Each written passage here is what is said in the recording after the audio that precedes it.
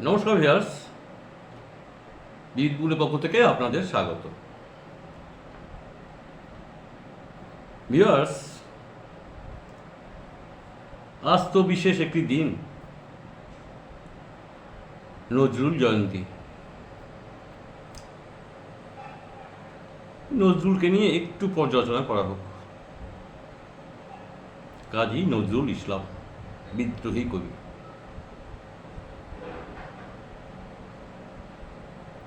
আজকের দিনটিতে উনি এই 24/5/1899 সালে উনি বর্ধমানের চুরুলিয়া গ্রামে জন্মগ্রহণ করেন।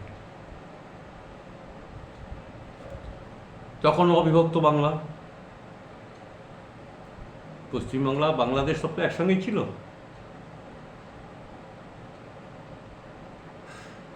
এখানেই উনি লেখাপড়া শিখেছেন, এখানেই বড় হয়েছেন। তার লেখনির যে কি মূল্য আমরা তো এখনও বুঝে উঠতে পারি না। যাই হোক, প্রচুর গান, প্রচুর কবিতা, প্রচুর সাহিত্য ঢেলে আমাদের উপহার দিয়ে গেছেন উনি। পরবর্তীতে ওনাকে বাংলাদেশে পাঠানো হয়েছে 1972 সালে ভারত সরকারের অনুমতি নিয়ে বাংলাদেশে পাঠানো হয়েছে। কিন্তু আমাদের উনি যা দিয়ে গেছেন বর্ণনাতীত। ভিউয়ার্স, 1960 সালে ভারত সরকার থেকে উনি বঙ্গভূষণ উপাধি পেয়েছেন, ভূষিত হয়েছেন। এটা বিশাল ব্যাপার। 1972 সালে বাংলাদেশে পাঠানো হলো। 1974 সালে তখন বাংলাদেশের প্রধানমন্ত্রী শেখ মুজিবুর রহমান, উনি তাকে জাতীয় কবি ঘোষণা করলেন 1974।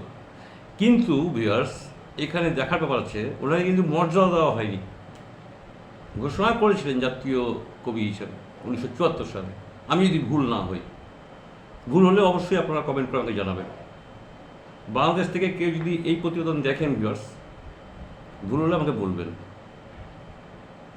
1974 সালে শেখ মুজিবুর রহমানের সরকার তাকে জাতীয় কবি ঘোষণা করেছিলেন।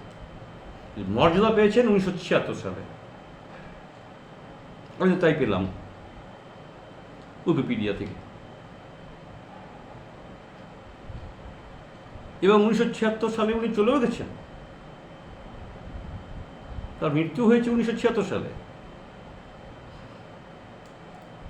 উনি এই যে জাতীয় কবি, এই যে কি আনন্দ, কি উন্মাদনা, সেটা উনি ভোগ করতে পারেননি। ভিউয়ার্স, এটা ভেরি স্যাড।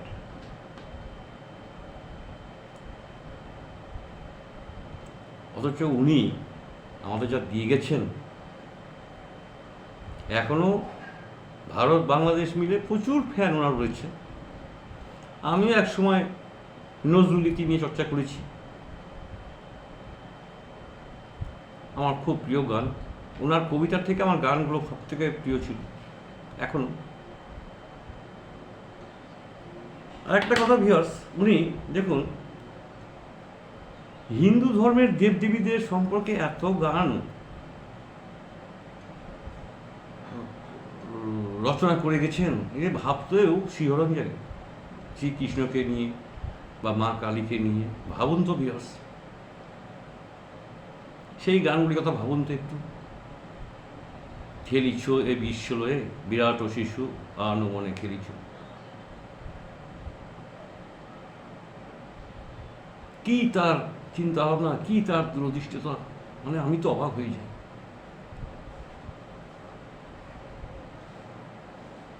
আমার তো মনে হয় না আর কোনো কবি বা সাহিত্যিক অন্য ধর্মকে নিয়ে এত কিছু গানটা লিখেছে বলে আমার মনে হয়। যার জন্য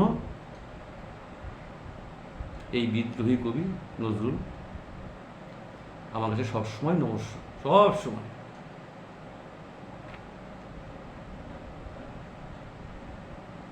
তাকে আজকে এই শুভ সন্ধিক্ষণে দাঁড়িয়ে আমি সশ্রদ্ধ প্রণাম জানাই।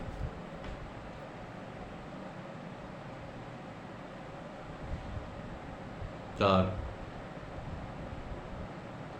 সাহসিকতা, তার লেখনী বা সাবলীলভাবে বলার ভঙ্গি অসাধারণ, যার জন্যই তাকে বিদ্রোহী কবি বলা হতো। যাই হোক ব্যাস, ওনার বিদেহী আত্মার শান্তি কামনা করি। আজ এই পর্যন্ত রইল। আপনাদের জন্য প্রীতি শুভেচ্ছা রইল। আগামীকাল আবার নতুন পর্ব নিয়ে আসবো। আজকের মতো গুড বাই।